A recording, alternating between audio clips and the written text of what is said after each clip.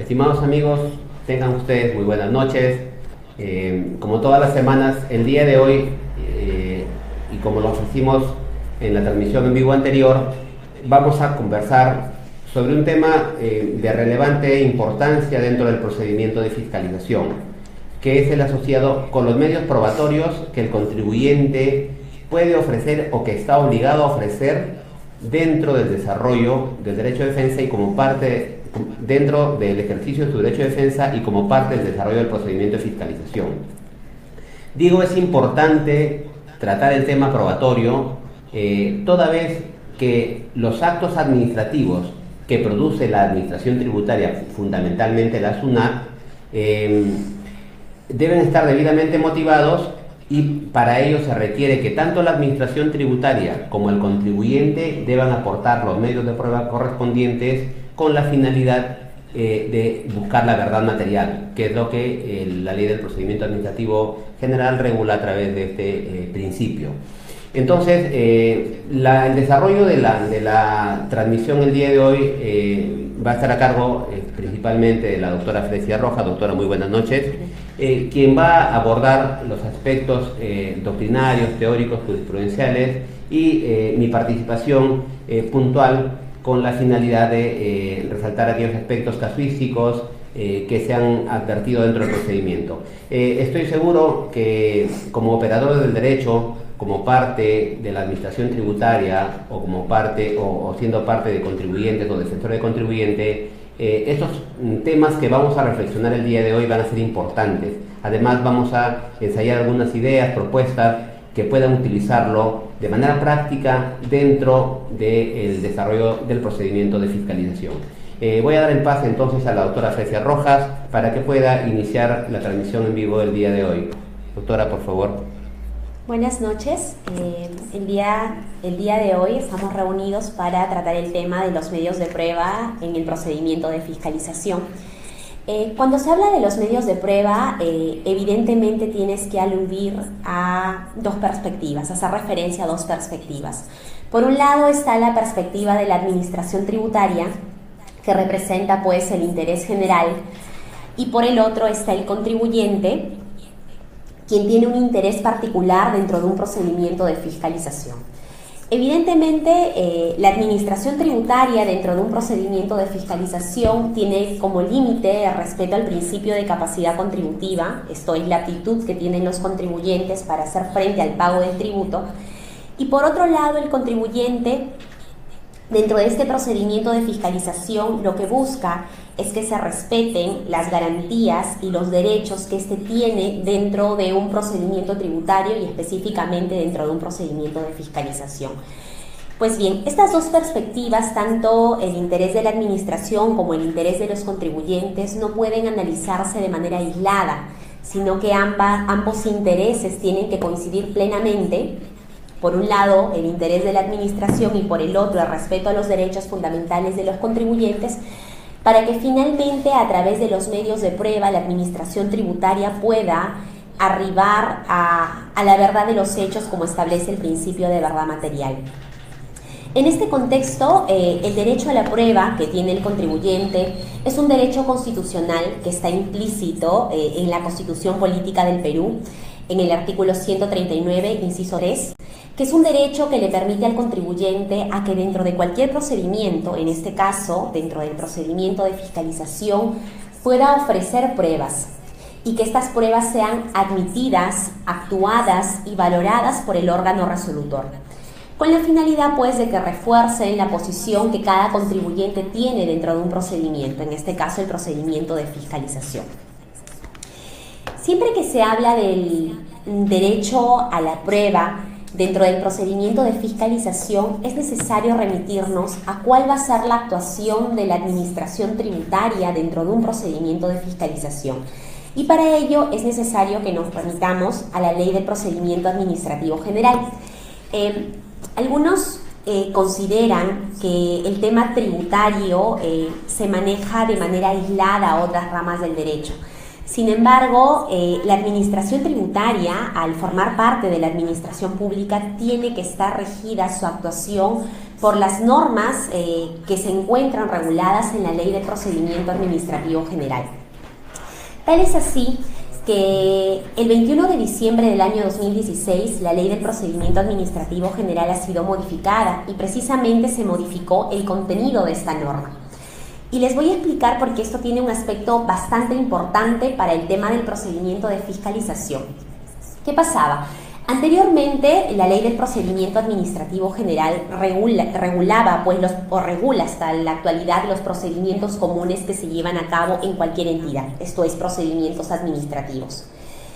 Pero en el caso de los procedimientos especiales que llevan a cabo las entidades, dentro de ellas la Administración Tributaria, en este caso SUNAT o Indecopi o Contraloría, esta norma, la Ley del Procedimiento Administrativo General, tenía pues un carácter de aplicación supletorio.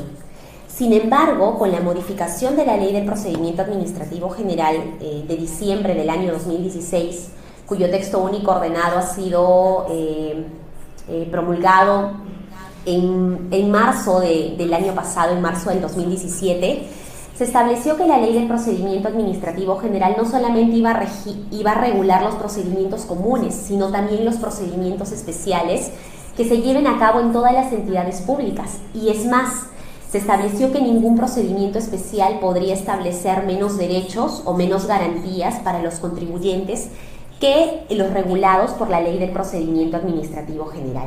Entonces, en este aspecto es muy importante que cuando nos remitamos a la actuación de la administración pública y dentro de esta la administración tributaria, podamos plenamente utilizar los principios regulados en el artículo 4 del título preliminar de la Ley del Procedimiento Administrativo General, porque precisamente son estos principios los que tienen carácter imperativo y los que sujetan o deberían sujetar la actuación de toda autoridad administrativa que se desarrolle en el sector público.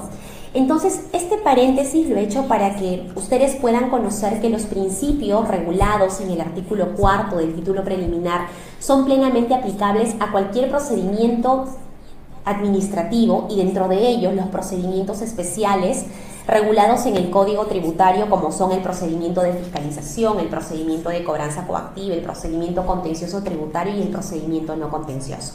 Pues bien, en este marco conviene hacer referencia a cuáles son los principios que regula la Ley del Procedimiento Administrativo General que son aplicables al derecho a la prueba dentro del procedimiento de fiscalización. Uno de estos principios que tenemos es el principio de legalidad. El principio de legalidad obliga a la autoridad administrativa dentro de un procedimiento, en este caso dentro del procedimiento de fiscalización, a sujetarse a la Constitución y a las leyes. Asimismo, también tenemos el principio del debido procedimiento administrativo. Este es un principio que contempla un conjunto de subprincipios y la Ley del Procedimiento Administrativo General ha querido enumerarlos, pero no de manera limitada, sino para que el contribuyente pueda, en este caso, conocer qué comprende el debido procedimiento. El debido procedimiento comprende el derecho a poder, en este caso, ser notificados válidamente, a poder presentar los descargos, a que nos otorguen un plazo razonable, y esto específicamente en el procedimiento de fiscalización, a obtener una respuesta motivada también dentro del procedimiento de fiscalización, y tiene una característica particular el debido procedimiento que te permite el acceso al expediente. No obstante, esto en materia del procedimiento de fiscalización, mientras el procedimiento no esté concluido, no vas a poder tener acceso al expediente, que creo que es un aspecto que debería en este caso modificarse. También tenemos otro principio que es plenamente aplicable al procedimiento de fiscalización, que es el principio de impulso de oficio. Este principio obliga a la autoridad administrativa a dotar al procedimiento de la máxima dinámica posible, de tal manera que si la autoridad administrativa considera necesario realizar alguna actuación para mejor resolver en caso en concreto, debería actuarla. Asimismo, también tenemos el principio de verdad material. Este principio busca establecer que la administración tributaria en sus pronunciamientos se sustente en verificar la realidad de los hechos alegados por cada una de las partes. Y finalmente tenemos el principio de presunción de veracidad, que implica que en todo procedimiento se presume la veracidad de tanto las declaraciones como los documentos presentados por el contribuyente. Pero este principio de veracidad que debe regir todo procedimiento, en este caso el procedimiento de fiscalización, no es una presunción absoluta, sino es una presunción que admite, en este caso, una prueba en contrario, ¿no? Salvo que la administración tributaria dentro de un procedimiento de fiscalización establezca lo contrario. Entonces, bajo estos principios se debe regir la actuación de la administración tributaria dentro de un procedimiento de fiscalización. En primer lugar, respetando el debido procedimiento que tiene todo contribuyente, dotando de la máxima celeridad a todos los procedimientos, presumiendo la veracidad de los documentos y las declaraciones presentadas por los contribuyentes, y también, en este caso, buscando la verdad en cada uno de los hechos alegados por cada uno de los contribuyentes. Importante la aplicación de los principios regulados en la Ley del Procedimiento Administrativo General al ámbito del procedimiento de fiscalización. ¿Por qué? Porque el procedimiento de fiscalización como tal no está regulado en el Código Tributario, o sea, no está regulado a nivel legislativo, sino está regulado a través de un decreto supremo, de una norma reglamentaria. Por tanto, resulta plenamente válido y atendible que los contribuyentes, al momento de ejercer su derecho de defensa o al momento de presentar escritos ante la administración tributaria, puedan hacer referencia a estos principios.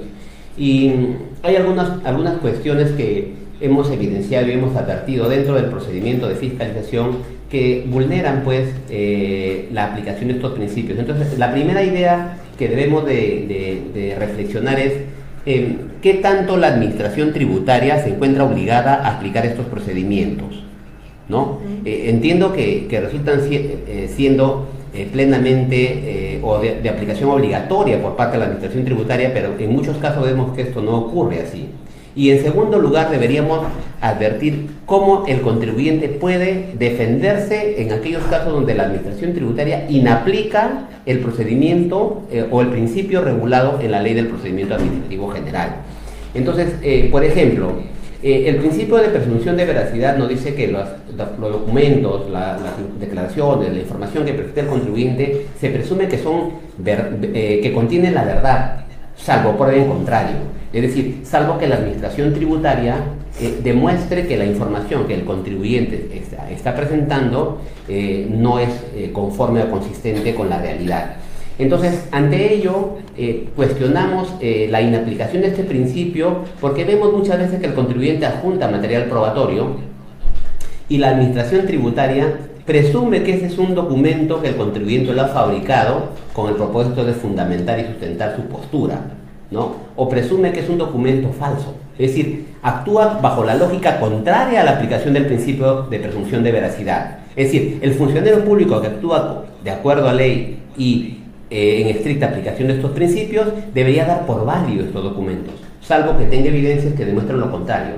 Pasa, por ejemplo, mucho en los casos donde la administración tributaria requiere información para acreditar o sustentar operaciones no reales, ¿no? Entonces, el contribuyente presenta un contrato que no tiene firma legalizada y la administración tributaria duda que este contrato sea un contrato real, que su contenido sea consistente con la realidad, o en su caso que sea un contrato que se haya elaborado, ¿no?, en fecha anterior al procedimiento de fiscalización.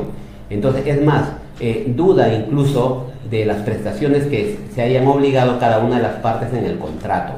Entonces, eso no es correcto, porque la administración tributaria, en aplicación de este principio, si quisiera cuestionar los medios probatorios ofrecidos por el contribuyente, debería tener la prueba que acredite, ¿no?, en contrario, que esos documentos no son verdaderos. Entonces, es recomendable que los contribuyentes, cuando la administración tributaria en sus resultados de requerimiento adviertan que son documentos de dudosa procedencia o que no corresponden a la verdad, no solo lo enuncie, sino que lo pruebe, lo acredite. Eso es importante, ¿no? El otro tema también, el otro principio que vemos que permanentemente la administración tributaria vulnera es el de verdad material. Nosotros sabemos que la administración tributaria se rige y se ajusta por plazos. Tiene que cumplir metas de recaudación, tiene que cumplir metas del número de casos, y eso hace muchas veces que los auditores dejen de aplicar este principio de verdad material. Es decir, cuando pudo hacer un cruce de información con un cliente, con un proveedor, con un banco, con un tercero, omitió realizar esta actuación, ¿no?, por el tema de plazos. Cuando probablemente haciendo estos cruces de información, haciendo una inspección, haciendo una constatación, ¿no?, haciendo una toma de inventarios, un arqueo de caja, haciendo una actuación adicional dentro de las facultades que la Administración Tributaria se encuentra premunida, podría llegar a cambiar su decisión y el contenido del acto administrativo que finalmente va a emitir sea totalmente distinto. Sin embargo, por cuestiones de plazos, por cuestiones de tiempos, ¿no?, omite su obligación. Entonces, el contribuyente tiene que hacerle ver a la Administración Tributaria que existe un principio de verdad material, que le obliga a la Administración Tributaria que el acto que emita sea consistente, sea real, o sea consistente con la verdad de los hechos que la Administración Tributaria afirma. Y el principio de impulso de oficio, de igual manera, si bien es cierto, resulta siendo optativo para la Administración Tributaria, sin embargo, hay que hacerle ver que es la Administración Tributaria quien debe de accionar, ¿no?, con la finalidad de buscar la verdad material. Y con respecto al tema del debido procedimiento, es otra cuestión, porque muchas veces el contribuyente en un procedimiento de fiscalización presenta una serie de medios probatorios, ¿no?, incluso establece una serie de argumentos. Como yo digo, muchas veces el contribuyente hace un descargo de las observaciones de 20, 30 páginas y la Administración Tributaria en un párrafo dice: el contribuyente con fecha tal presentó escrito indicando brevemente tal cosa, lo cual no sustenta las observaciones formuladas. Eso es una flagrante vulneración al debido procedimiento, porque debe valorarse cada uno de los medios probatorios ofrecidos por el contribuyente y cada uno de los argumentos, de tal suerte que si el contribuyente ha alegado A, B, C o D postura, la Administración Tributaria una a una debe rebatir estas. Entonces, ¿qué está pasando con la Administración Tributaria? Está dándole prioridad al cumplimiento de metas y al cumplimiento de metas no solamente a nivel de recaudación, sino número de casos, y está dejando de aplicar estos principios que son consistentes con los valores constitucionales. Quien se perjudica es el contribuyente. Entonces, yo les recomiendo que dentro del procedimiento de fiscalización, cuando ustedes adviertan estos hechos, se lo hagan saber a la Administración Tributaria. Tenemos habilitada, conforme al artículo 155, la queja para presentar ante el Tribunal Fiscal, o en su caso, aducir la nulidad cuando estemos en la etapa del contencioso respecto de los actos emitidos por la Administración Tributaria en las cuales se haya inaplicado los principios rectores contenidos en la Ley del Procedimiento Administrativo General, que son aplicables plenamente al procedimiento de fiscalización. Doctora. Es totalmente válido poder invocar los principios que rigen el procedimiento administrativo a este procedimiento de fiscalización, que también es un procedimiento administrativo, pero es un procedimiento administrativo especial. Ahora bien, una vez que hemos visto los principios que pueden ser aplicados al procedimiento de fiscalización, es necesario también conocer la regulación de la carga de la prueba en nuestro ordenamiento jurídico. Al respecto, debemos señalar que en el Código Tributario no existe regulación alguna respecto a la carga de la prueba. Entonces, de acuerdo a lo establecido en el título preliminar del Código Tributario, cuando no exista dentro del Código Tributario o de otras normas tributarias regulación alguna respecto a un determinado tema, podemos recurrir a normas distintas a las tributarias, siempre y cuando éstas no desnaturalicen el tema materia de análisis. En este caso, la carga de la prueba sí se encuentra regulada en nuestros ordenamientos peruanos, como es el Código Procesal Civil, pero antes de eso podemos remitirnos a la Ley General Española, que es una norma internacional en materia tributaria, que precisamente hace referencia a que en aquellos procedimientos en los que se disputa la aplicación de tributos, quien debe probar los hechos debe ser quien alegue, en este caso, la defensa por parte del contribuyente. Ahora bien, en cuanto al ordenamiento peruano, como señalaba, la carga de la prueba se encuentra regulada en el Código Procesal Civil, en el artículo 196, y se establece que, salvo prueba en contrario, la carga de la prueba le corresponde a quien afirma los hechos que sustentan su pretensión y, en este caso, a quien refuta esos hechos alegando nuevos hechos. Esto es, nos hace referencia a la posibilidad de que sea el contribuyente quien inicialmente pueda sustentar su pretensión con los medios probatorios respectivos, y el que quien alegue nuevos hechos, que en este caso podría ser la administración tributaria, también tenga, en este caso, la necesidad de probarlos. Sin embargo, además del Código Procesal Civil, existen otras normas que también regulan la carga de la prueba, como es la Ley del Proceso Contencioso Administrativo. Esta Ley del Proceso Contencioso Administrativo tiene una redacción similar a la del Código Procesal Civil. Sin embargo, en el artículo 30, en el segundo párrafo, regula un aspecto importante que señala que, si bien es cierto quien alega los hechos es quien debe probarlo, cabe la posibilidad de que exista, de que alguna de las partes se encuentre en una mejor posición de acuerdo a su función o de acuerdo a su especialidad de probar los hechos. Evidentemente, considero que este artículo regula la teoría de la carga dinámica de la prueba, porque ya no únicamente se limita a señalar que quien alega un hecho debe probarlo, sino también hace referencia a que cuando alguna de las partes se encuentra en una mejor situación de probar un hecho, que en este caso puede ser la administración tributaria, en virtud de su función o en virtud de su especialidad, pueda en este caso recaer la carga de la prueba sobre ella. Asimismo, también la Ley del Procedimiento Administrativo General regula el tema de la carga de la prueba. Y es así que la carga de la prueba en materia administrativa o para la Ley del Procedimiento Administrativo General se rige por el impulso de oficio. ¿Qué quiere decir? Que es la administración tributaria la que debe impulsar el procedimiento. No obstante, también los contribuyentes, en este caso, también tienen que ofrecer medios de prueba, también pueden presentar informes, pueden presentar documentación adicional para que de esta manera cada una pueda fundamentar mejor su pretensión. En este contexto que quiero rescatar un aspecto importante en cuanto a la carga de la prueba.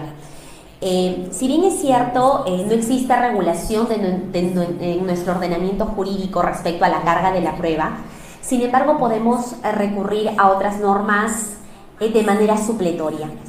Y en lo que particularmente considero es que no únicamente nos tenemos que basar en la teoría de la carga de la prueba en el sentido de que quien alega un hecho tiene que probarlo, sino que dentro del procedimiento de fiscalización se generan algunas circunstancias en las cuales la administración tributaria se encuentra en una mejor posición de probar los hechos. Y de esta manera no solamente es el contribuyente quien, en virtud del principio de solidaridad, contribuye con la administración tributaria brindando los medios de prueba necesarios para esclarecer los hechos, sino que también la administración tributaria puede colaborar con el contribuyente en virtud de su especialidad y en virtud de la posición en la que se encuentra para poder, en este caso, esclarecer un hecho. Sí, perfecto.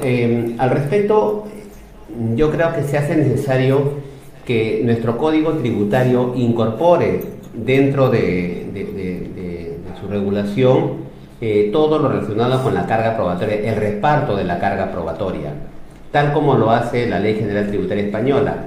Esa deficiencia hace que los órganos que administran justicia en materia tributaria tomen o apliquen de manera supletoria, en aplicación de la norma 9 del título preliminar del Código Tributario, la regulación del Código Procesal Civil, la regulación de la Ley del Procedimiento Administrativo General, de la Ley del Contencioso Administrativo, entre otras.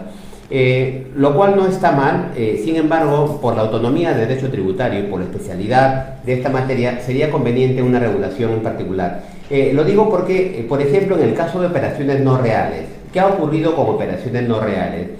Las primeras resoluciones, o las resoluciones más antiguas, más viejas, emitidas por el Tribunal Fiscal, atribuían que la carga probatoria, con la finalidad de demostrar si la operación es una operación real o no, recaía sobre la administración tributaria.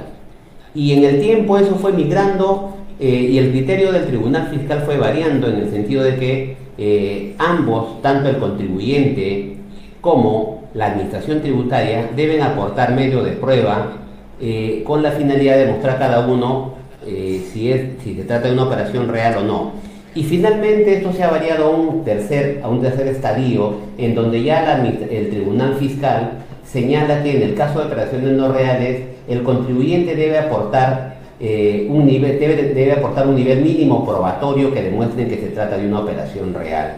Sobre el particular, creemos pues que este último criterio, que es el más consistente, ¿no?, hace que quien está en mejor postura o posición de probar es el contribuyente, porque él es el que tiene que demostrar que la operación es efectivamente realizada. O sea, como primera idea creo yo que es el contribuyente, justo a lo que hacía referencia la doctora Fresia, y recogiendo la aplicación de la regulación de la prueba en la ley del contencioso, que recoge en buena cuenta esta teoría de la carga de la prueba dinámica. Quien esté en mejor posición de probar es el contribuyente, porque él sí puede probar que la operación se ha realizado. La administración tributaria, por el contrario, no podría acreditar que es una operación no realizada, toda vez que se trataría de un hecho negativo, es decir, como pruebas que un hecho no ocurrió. Entonces yo creería que es el contribuyente quien debía tener todos los medios probatorios necesarios. Entonces, por eso es que nuestra recomendación siempre en el caso de operaciones no reales es que el contribuyente adjunte medios de prueba que demuestren que sus operaciones realizadas y por las cuales deduce costo, gasto o crédito fiscal son operaciones reales. Esta última postura del Tribunal Fiscal, ¿no?, mediante la cual el contribuyente es el que debe aportar un nivel mínimo probatorio, ha llevado a que la administración tributaria exceda y requiera al contribuyente medios probatorios que el contribuyente ordinariamente no está obligado a mantener. Entonces, vemos que la administración tributaria, en el caso de operaciones no reales, emite unos requerimientos en donde se le pide al contribuyente proformas, órdenes de compra, partes de ingreso a almacén, o sea, documentación interna que el contribuyente ordinariamente, en algunos casos, no está obligado a mantener y no lleva estos controles, ¿no?, o guías de remisión. En algún momento, en una fiscalización, por ejemplo, la administración tributaria observaba que la operación era no real porque no había guía de remisión y el repuesto que el contribuyente había adquirido costaba 10.000 soles. Y entonces no había guía de remisión porque la compra se efectuó de una empresa en el centro de la ciudad y el traslado se hizo en un taxi porque el repuesto era pequeño, pero su valor era importante. Entonces la administración tributaria insistía en que mientras no haya guía de remisión, entonces no se va a considerar como una operación efectivamente realizada. Entonces, este tema del reparto de la carga probatoria entendemos que debería estar debidamente regulado en el Código Tributario, con la finalidad o con el propósito de que no se generen este tipo de variación de criterios por los órganos que administran justicia, porque lo que hacen es, de alguna manera, generar inseguridad jurídica en el contribuyente, en el inversor, en los operadores del derecho. Doctora. Pues bien, justamente el tema que estamos abarcando se trata acerca de los medios probatorios, los medios de prueba dentro del procedimiento de fiscalización. Otro aspecto importante es que el procedimiento de fiscalización no regula cuáles son los medios de prueba que pueden actuarse dentro del procedimiento de fiscalización. Usualmente se habla de los documentos, la pericia, la inspección, pero no olvidemos que estos medios de prueba que sí se encuentran regulados en el Código Tributario rigen exclusivamente para el campo del procedimiento contencioso tributario, esto es, los documentos, la pericia y la inspección del órgano encargado de resolver y la valoración de las manifestaciones que se llevan a cabo en el procedimiento de fiscalización son medios de prueba que expresamente los regula el Código, pero para el procedimiento contencioso tributario. Entonces podemos hacernos la pregunta, ¿qué medios de prueba yo puedo presentar dentro del procedimiento de fiscalización? Sí, este es un hecho importante, porque, a ver, como bien dice la doctora Fresia, el Código Tributario no ha regulado, para el caso del procedimiento de fiscalización y del procedimiento, en tu caso, de cobranza coactiva, no ha regulado, ¿no?, cuáles son los medios probatorios que el contribuyente podría ofrecer con la finalidad de esclarecer los hechos. No está regulado esto. Entonces, claro, la administración tributaria muchas veces confunde y se guía de la regulación del artículo 125 del Código Tributario, que regula los medios de prueba que son netamente aplicables para el procedimiento contencioso. Entonces, esto genera confusión, genera indefensión al contribuyente, porque, por ejemplo, cuando un contribuyente presenta una declaración, un acto testimonial de un cliente, de un proveedor, de un tercero, respecto de alguno de los hechos que son materia de investigación por parte de la Administración Tributaria, la SUNAT de plano lo rechaza y señala que las declaraciones, las testimoniales no son medios de prueba, pero esa regulación no se encuentra en el Código Tributario para el procedimiento de fiscalización. No existe un artículo del Código Tributario que diga que en el caso del procedimiento de fiscalización no deban actuarse las declaraciones o testimoniales de terceros que son respecto de hechos que son materia de investigación. Entonces es un punto que hay que tener en consideración. Una lectura razonable del artículo 125 del Código Tributario es que en el caso del órgano resolutor, ¿no?, en el caso del órgano resolutor, los únicos medios probatorios que son admitidos son los documentos, la pericia y la inspección. Eso está claro. En el caso del contencioso, se entiende que aquellos obtenidos dentro de este procedimiento. Y al renglón seguido dice que estos medios de prueba serán valorados conjuntamente con las manifestaciones obtenidas por la Administración Tributaria. ¿De acuerdo? Y entonces en algunos procedimientos de fiscalización la Administración Tributaria obtiene manifestaciones, ¿no?, sobre todo en base a la aplicación del uso de la facultad regulada en el numeral 4 del 62. Sin embargo, ¿qué pasa cuando el contribuyente presenta declaraciones con firma legalizada del cliente, del proveedor, del tercero? La administración no valora estos medios de prueba. Y reitero y digo, no existe una norma que impida a la administración tributaria, ¿no?, o que regule que estos medios de prueba no son idóneos para que de manera conjunta y con apreciación razonada la administración tributaria pueda llegar a la verdad material de los hechos. Doctora. Claro.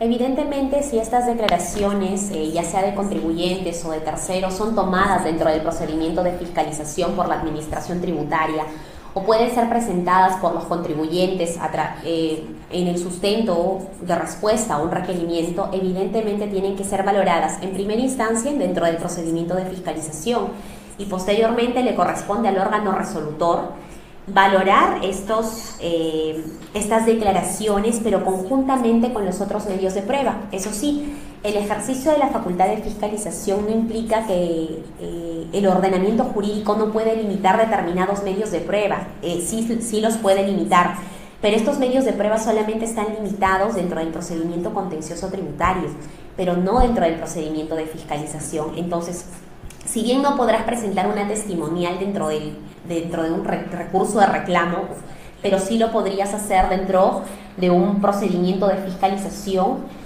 o como parte de una manifestación que tú has rendido ante la administración, ya sea del mismo contribuyente o cuando se trata de un tercero. Entonces, en este extremo, dentro de los medios de prueba que se admiten dentro de un procedimiento de fiscalización, tenemos a los documentos. La regulación de los documentos o de qué son los documentos se encuentra pues en el Código Procesal Civil. El documento es todo escrito o objeto que permite acreditar un hecho. Entonces, dentro de la clasificación de documentos encontramos tanto los escritos públicos, los escritos privados, los videos, las grabaciones, entre otros. Con ello, simplemente señalar que cuando hablamos de documento no solamente hablamos de un medio escrito, sino que también pueden ser videos, pueden ser grabaciones, pueden ser pinturas. Cuando hablamos de documento público, hablamos de todo documento otorgado por un funcionario público o también un documento otorgado por un notario público. Y acá cabe hacer la precisión que la copia de un documento público que esté fedateado o autenticado por un notario tiene la misma validez que el documento original, ¿no? En cuanto a otro medio probatorio que puede ser admisible, tenemos el caso de las pericias. Pues las pericias son medios de prueba especializados cuando se requiere constatar algún hecho que requiere un conocimiento especializado en distintas materias. Y en este caso la inspección, que también forma parte de la facultad de fiscalización que realice la administración tributaria, tiene que ser constatada por la misma administración. En este caso sería dentro del procedimiento de fiscalización. De acuerdo. Un tema importante en este caso de los medios de prueba y básicamente del documento, ordinariamente entendemos que el documento es el documento escrito, ¿no? Es el papelito manda. Pero como bien advierte la doctora Fresia, conforme el Código Procesal Civil, que es una norma de aplicación supletoria a las normas tributarias, ¿no? También pueden ser las grabaciones, los videos, ¿no? Y entonces estos pueden producir prueba.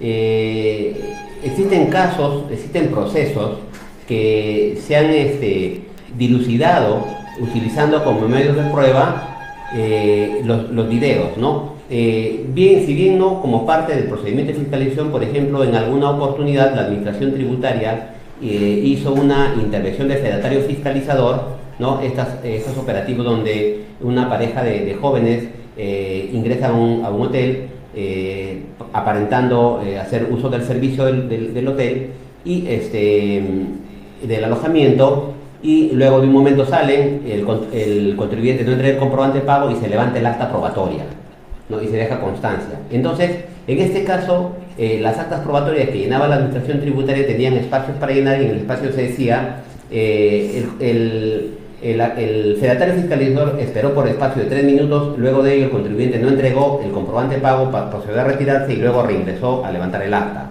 Entonces, el contribuyente en este caso, o la defensa que le hicimos a este contribuyente, a este cliente de nuestra firma, consistió en básicamente ofrecer el sistema de circuito cerrado que tenía el hotel por seguridad, precisamente que estaba ubicado en el espacio de la admisión, ¿no? Del ingreso al hotel, y entonces ahí se evidenció que el fedatario fiscalizador no esperó espacio de 3 minutos, sino solamente esperó un espacio aproximado de 1 minuto, ¿no? Y no cumplió lo que indicaba en su acta, y por tanto se declaró la nulidad de la resolución de cierre de este contribuyente. Entonces el medio de prueba no fue un medio escrito, fue un video, una grabación, ¿no?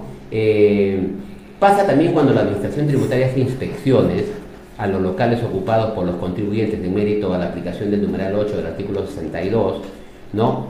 Donde muchas veces el funcionario de la administración tributaria, cuando levanta su acta, deja constancia de los hechos que él ha comprobado, y sin embargo muchas de las veces esos hechos que entre comillas el funcionario ha comprobado no se ajustan a la verdad, y luego el contribuyente no tiene forma de contradecir lo que el fedatario fiscalizador o lo que el agente fiscalizador haya comprobado, porque recordemos que existe en el Código Tributario el artículo 165 que regula que los hechos constatados por los agentes fiscalizadores se presumen verdaderos. Es decir, si el fedatario fiscalizador, si el agente fiscalizador, si el auditor, al momento de levantar su acta, dejar constancia de los hechos que verificó, entonces estos hechos y estos actos se presumen verdaderos. Es decir, la palabra del contribuyente no tiene mayor valor, salvo que, como es una presunción, salvo que el contribuyente ofrezca medios probatorios en contrario.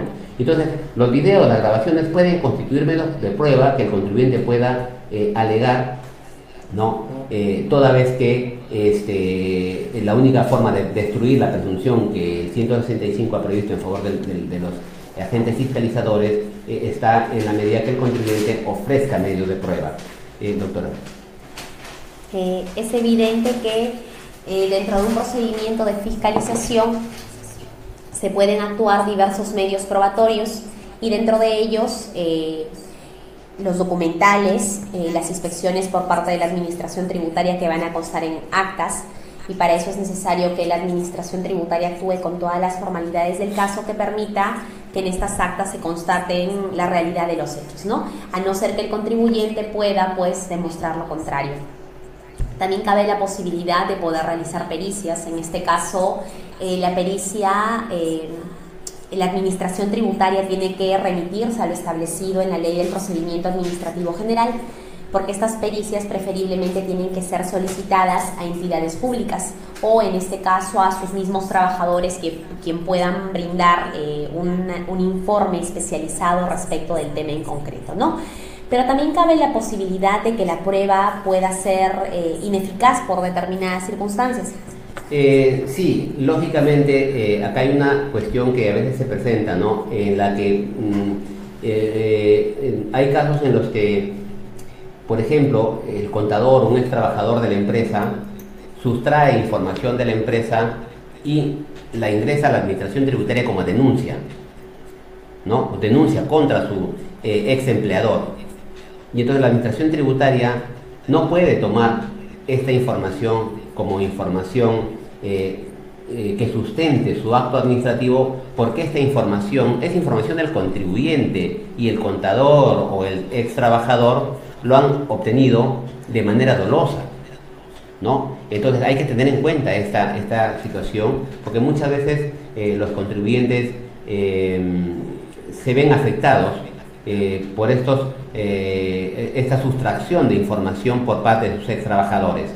Lo que la Administración Tributaria debería realizar es, sobre la base de esta información y haciendo uso de las facultades que regula el artículo 62 del Código Tributario, realizar acciones como por ejemplo la incautación, la inspección, ¿no? Y demás otras facultades que permiten recabar medios de prueba y documentos que puedan sustentar el acto administrativo. Igual podría ser el caso de aquella prueba que haya sido obtenida por intimidación. En alguna oportunidad un cliente se acercó al estudio a solicitar que le acompañáramos, que le asistiéramos en su declaración que tenía que rendir ante la Administración Tributaria, y él estaba muy mortificado porque ya era una segunda vez en que lo estaban citando, le estaban tomando declaraciones, le hacían preguntas y eran 4 personas las que le preguntaban y prácticamente le combinaban y le obligaban a dar una determinada respuesta que él no estaba de acuerdo. Entonces, cuando la prueba ha sido también obtenida bajo intimidación, esta prueba resulta siendo ineficaz, ¿no? Entonces, la Administración Tributaria debe de sustentar o motivar su acto administrativo sobre la base de documentación obtenida legalmente. Podría ser el caso también, y podría presentarse esto, por ejemplo, muchas veces el funcionario público, el auditor de la SUNAT, hace la fiscalización en el domicilio fiscal del contribuyente, ¿no? Y estando en el domicilio fiscal del contribuyente, sin autorización del contribuyente, se lleva la documentación, se lleva los comprobantes, se lleva los libros, ¿no? Esto no resulta siendo legal. No resulta siendo legal.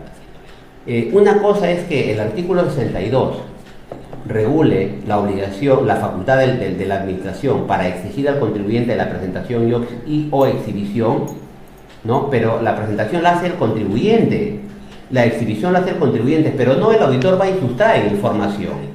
En alguna oportunidad, en un caso que también nos tocó defender, ¿no? El auditor sustrajo unas fotocopias de facturas, porque la verdad nunca se le pidió al contribuyente, ¿no? Esta información, y luego sobre la base de esta información la Administración Tributaria pretendió acotar y decir que estas eran facturas que correspondían o que se habían emitido de manera doble, de doble facturación. Entonces esta prueba debería ser tachada porque ha sido obtenida de manera ilícita, pues el contribuyente en ningún momento autorizó que esta información sea retirada de sus instalaciones. No existe un solo requerimiento por parte de la Administración Tributaria, ¿no? Mediante el cual se haya solicitado esta información. Y la Administración tiene facultades para actuar en estos casos. El Código Tributario regula en el 62 también la inmovilización de documentación. Es decir, cuando hay este tipo de información que el auditor, por ejemplo, cree que puede servir de sustento para el acto administrativo, lo que debe hacer es inmovilizar la información, solicitar resguardo policial si es que es el caso, y luego tramitar la incautación ante el juez. Y ya con la autorización del juez, recién proceder a retirar la información. Entonces, esa es la forma correcta de actuar de la administración tributaria. Entonces, ojo, hay que tener cuidado con el tema de la ineficacia de la prueba que la administración tributaria sustenta o acredita o utiliza para emitir su acto administrativo, doctora. Muy bien. También dentro del procedimiento de fiscalización cabe la posibilidad de que la administración tributaria nos notifique un requerimiento en virtud del artículo 75. Cuando la administración tributaria utiliza el artículo 75 hay que tener bastante cuidado porque tal cual está redactada la norma, al vencimiento del plazo otorgado, que no debe ser menor de 3 días hábiles que te otorgue la administración, ya no cabe la posibilidad de presentar alegaciones o, en este caso, ningún medio probatorio adicional va a ser valorado por la administración. Este artículo 75 es bastante cuestionado en el campo tributario por cuanto excede muchas veces la facultad de la administración y más aún cuando es la última oportunidad que tiene el contribuyente para poder hacer el descargo a las observaciones planteadas por la administración tributaria. Entonces, este artículo 75 en realidad puede tener 2 lecturas. Uno, que la administración tributaria, en los casos que considere conveniente, los aplique cuando la complejidad del caso lo amerite. Y la otra lectura es que en los casos en los que no va a aplicar el artículo 75, esto es, dándole la posibilidad al contribuyente de conocer las observaciones que la administración realice, tenga que explicarle por qué en ese caso la administración no considera que el caso amerita otorgarle o poner en su conocimiento de las observaciones. Más aún, que muchas veces los requerimientos otorgados al amparo del 75, si bien es cierto, se encuentran dentro del plazo establecido en la norma, pero en otras oportunidades a través de este requerimiento que se basa en el artículo 75, muchas veces recién la administración te comunica todas las observaciones que de acuerdo al debido procedimiento te las ha tenido que comunicar en los requerimientos precedentes a este último requerimiento que te cursa la administración tributaria. Porque es imposible que si en el último requerimiento que te cursa la administración tributaria como contribuyente recién puedas conocer las observaciones, tengas un plazo que, si bien es cierto, está de conformidad a la norma, no muchas veces sea razonable con el tiempo que requieres para poder presentar la información, ¿no? Sí, doctora, sobre el tema del artículo 75 y el tema de medio de prueba, que es la materia de la transmisión del día de hoy, un tema importante, es decir, el código dice que una vez concluido el plazo que la administración otorga, no menor a 3 días hábiles, la información presentada por el contribuyente no va a ser valorada en fiscalización. Eso es lo que dice el código, ¿verdad? Sin embargo, si hacemos la lectura concordada, ¿no?, o sistemática del artículo 75 versus el 141, que es el tema de la preclusión de la prueba, entonces podríamos decir, ya, de acuerdo, ya venció el plazo del 75, ya, pero igual yo presento medios probatorios adicionales, porque mientras la administración tributaria no notifique la resolución de determinación, el procedimiento no ha culminado, y yo puedo adjuntar medios probatorios, los cuales, claro, no van a ser valorados dentro del procedimiento. Sin embargo, cuando llegamos a la etapa del contencioso, a la etapa de la reclamación, estos medios de prueba sí tienen que ser valorados, ¿no? Sin embargo, si el contribuyente no los presenta dentro del procedimiento, habiendo estos siendo requeridos, entonces estos sí no van a ser valorados, que es el tema que la doctora ahora nos va a conversar. Claro, evidentemente el artículo 75 te da... le brinda la posibilidad a la administración, porque conforme está redactado es una facultad potestativa que tiene la administración. Yo consideraría que en los casos que va a emitir requerimientos al amparo del 75, te precise claramente cuáles son las observaciones que estás formulando para que tú también como contribuyente puedas hacer tu descargo, ¿no? Y también existe otro aspecto importante que genera... que si tú no presentas todos los medios probatorios que la administración tributaria te requiera en la etapa del procedimiento de fiscalización, no puedan estos ser valorados por la administración tributaria en la etapa de reclamos, ¿no es cierto? Entonces, es importante que todos los procedimientos, todos los medios probatorios que la administración te haya requerido, se deban presentar en la oportunidad en que la administración lo haya hecho, y por parte de la administración es importante que deje sentado claramente en los resultados de los requerimientos qué documentación, habiéndole requerido al contribuyente, no ha presentado, porque estos en la etapa de reclamos, si habiendo sido requeridos en la etapa de fiscalización, el contribuyente no los presentó, evidentemente en etapa de reclamos no van a ser admitidos, a no ser que su no presentación no sea por causa imputable al contribuyente, como por ejemplo se deba a que un tercero no le proporcionó la información, como podría ser el caso de una entidad bancaria que no me otorgó la copia de los cheques que en su oportunidad me solicitó la administración tributaria, por ejemplo, y obviamente tengo que dejar constancia de que le solicité al banco, y con otra contestación del banco que aún no... o que el plazo para expedir estas copias, estos cheques, demoró un determinado tiempo, que ha impedido que yo pueda presentar estos medios probatorios en la etapa de fiscalización. O de lo contrario, tendré que acreditar el pago respectivo vinculado a las pruebas no presentadas, que obviamente tendrá que el importe ser liquidado en etapa de reclamos, ¿no? Para poder saber el monto que yo voy a abonar. Sí, en este caso sobre el 141 una precisión. Lo que debe entenderse que es una prueba prohibida a ser valorada en el contencioso es aquella que ha sido requerida de manera expresa por la administración, porque ocurren casos en los que se emite el requerimiento y en el requerimiento se dice, se solicita tal información y demás documentación. Eso de demás documentación no debe entenderse como que dentro de ese párrafo están otro tipo de documentos. La idea es que la administración de manera expresa indique qué medio de prueba el contribuyente deba de presentar, ¿no? Y estos, de no haber sido presentados, no van a ser valorados en la etapa del contencioso, salvo que el deudor tributario, como bien señaló la doctora, pruebe que la no presentación no se debe a causas imputables a él, ¿no? Entonces, eso sobre el tema del probatorio. Bien, para ir cerrando ya nuestra transmisión en vivo, algunas cuestiones finales a considerar, ¿no? Por ejemplo, en el tema probatorio, tenemos que tener en consideración que las normas tributarias han incorporado algunas presunciones legales, y estas presunciones legales han sido reguladas dentro del ordenamiento jurídico, ¿no? En favor de la administración tributaria, pues le eximen de probar. Y este es el caso, por ejemplo, del incremento patrimonial no justificado. El artículo 52 de la Ley del Impuesto a la Renta, ¿no? Presume que los incrementos patrimoniales no justificados, salvo por el contrario, van a ser considerados renta neta en cabeza del contribuyente. Entonces, las presunciones, ¿no? Son instituciones jurídicas que han sido incorporadas y han sido traídas del derecho civil al derecho tributario, y que lo que hacen es facilitar la labor recaudatoria de la administración tributaria, y ante estas hay que tener cuidado. Toda vez que en estos casos sí la carga probatoria recae de manera exclusiva o se traslada la carga probatoria en cabeza del contribuyente. Entonces, en el 52, por eso, en el 52 que regula el incremento patrimonial no justificado, toda la carga de la prueba recae sobre el contribuyente. Entonces, en esos casos ya no hay más discusión. Entonces, el contribuyente tiene que acopiar los medios de prueba, producir los medios de prueba que acrediten sus alegaciones.